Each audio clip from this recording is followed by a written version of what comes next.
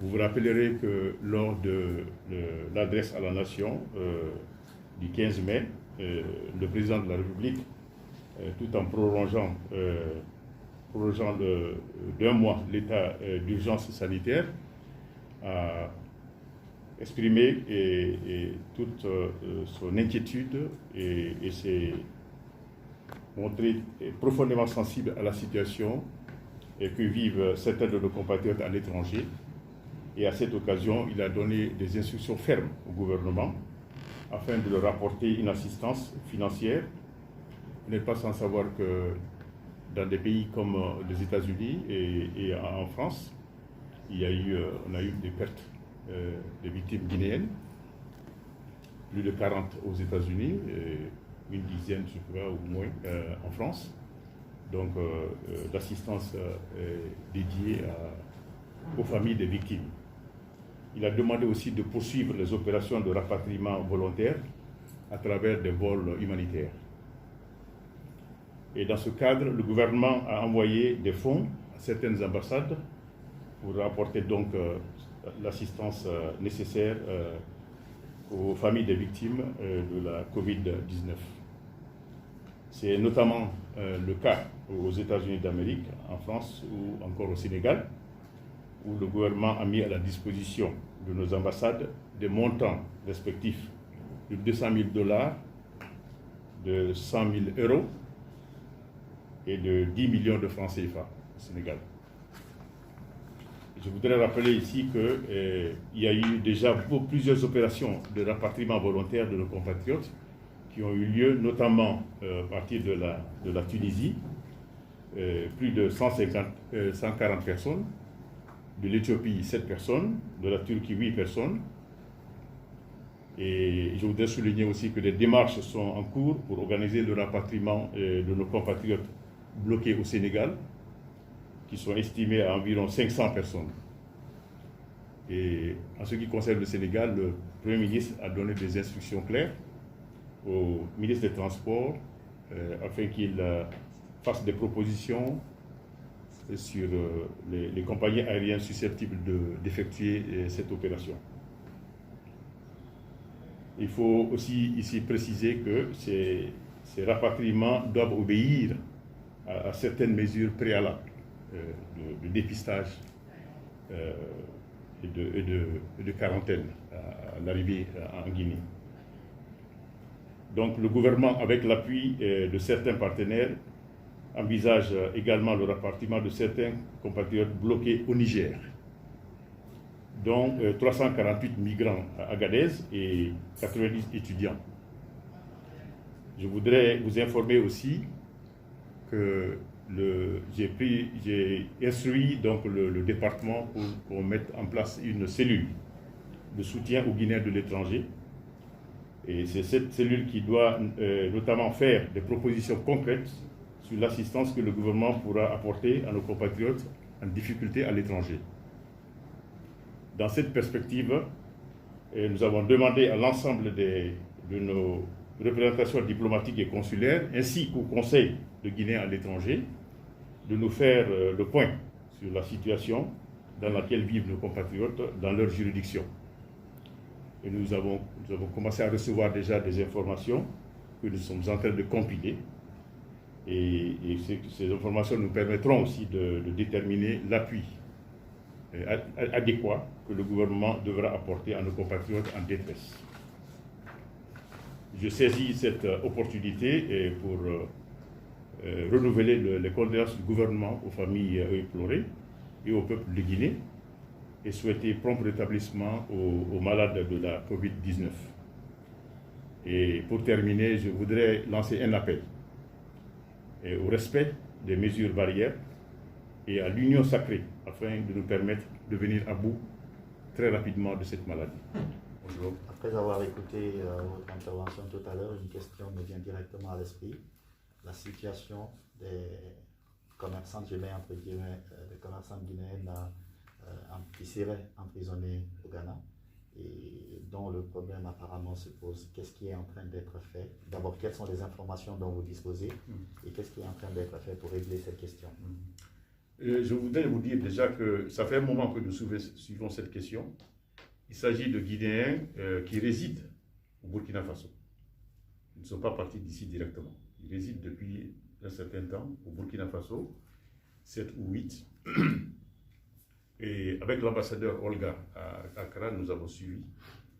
Et leur quarantaine à Tamale, qui est à 1000 km d'Accra, vers la frontière avec le Burkina. Donc nous avons suivi et on a suivi leur quarantaine. On a demandé à ce qu'on les mette dans les meilleures conditions possibles et qu'une fois qu'ils seront testés et qu'ils seront guéris s'ils sont positifs, qu'on puisse leur donner l'opportunité de retourner au Burkina où ils résident. Il n'a jamais été question de les rapatrier en Guinée. Ça, c'est une précision qui est très, très importante.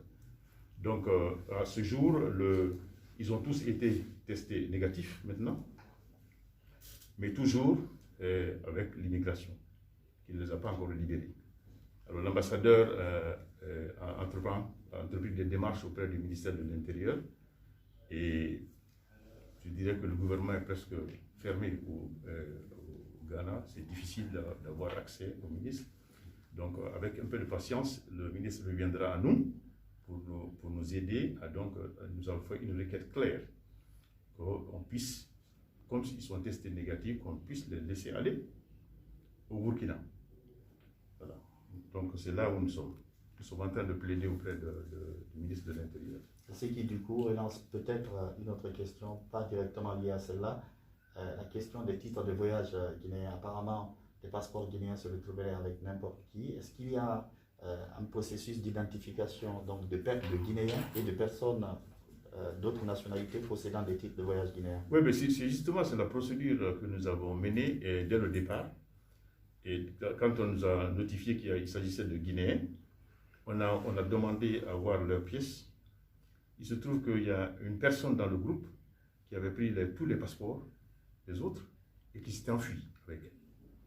Mais on a pu quand même avoir leur nom que j'ai fait parvenir au ministre de la Sécurité pour qu'on voit si ce sont des gens qui existent dans les bases de données de la sécurité. Ils ont trouvé que ce n'étaient pas des gens qui étaient dans les bases de données. Mais toujours est-il, ce sont des gens qui se réclament d'être guinéens. Et on n'a pas de preuves, on n'a pas de passeport. Il y a un membre de leur groupe qui s'est enfui avec leur passeport. Donc, mais nous les considérons guinéens. Mais ce ne sont pas des Guinéens qui résident en Guinée maintenant. Ils résident au Burkina. Ils sont partis du Burkina vers le Ghana. Voilà.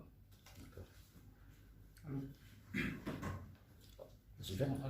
Alors, nous allons nous intéresser à un autre aspect, peut-être dont vous n'avez pas parlé ici, c'est le 25. D'accord. La date arrive dans un contexte particulier avec la crise sanitaire. Est-ce que vous avez l'impression que cette crise sanitaire a rapproché le peuple africain dans la recherche commune d'une réponse appropriée à la Covid, ou est-ce que les protocoles sanitaires sont individuels pour chaque pays? Non, il faut dire que les protocoles individuels ne sont pas les mêmes parce qu'on n'a pas l'ampleur de l'épidémie dans tous les pays. Donc ça peut varier, mais quand même il y a un dénominateur commun, le respect des barrières, des gestes, des mesures barrières, etc. Et puis, je voudrais dire que dans le cadre spécifique de la sous-région, on a déjà eu une réunion des ministres des Affaires étrangères de la Mano River Union, c'est-à-dire la Guinée, le Sénégal, la Côte d'Ivoire, le Libéria et la Sierra Leone. On a déjà eu une réunion virtuelle. On a pris des mesures. Disons qu'on a fait un communiqué qui parle des mesures à prendre dans le cadre sous-régional, parce qu'il faut voir comment on va gérer les frontières. Parce que les cas, comme j'ai dit, sont différents, mais donc il faut tenir compte de tout ça dans la gestion des frontières, comment les gens peuvent circuler, si c'est les biens qui circulent seulement, ou bien s'il y a des gens qui doivent circuler. Donc, nous sommes en train de travailler. On a demandé au secrétariat général de la Mano River de nous faire des propositions que nous allons revoir et ensuite organiser une réunion des chefs d'État virtuelle, des chefs d'État de la Mano River Union. Je pense que c'est l'approche qui est là.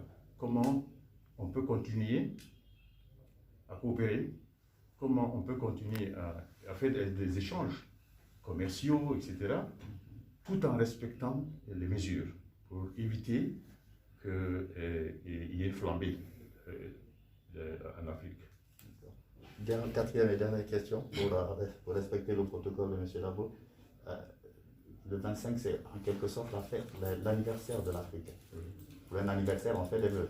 Quel est le vœu diplomatique que vous faites? Le vœu diplomatique, c'est que l'Afrique, et comme le président, professeur Alpha Condé l'a si bien martelé lorsqu'il était président en exercice de l'Union africaine, que l'Afrique se prenne en charge, que l'Afrique commence à financer elle-même ses opérations, qu'elle finance son organisation.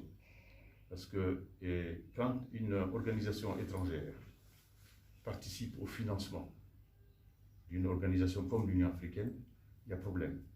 Donc, il a lancé un appel aux chefs d'État africains pour qu'on s'engage, pour qu'ils s'engagent tous à mettre les moyens nécessaires à la disposition de l'Union africaine.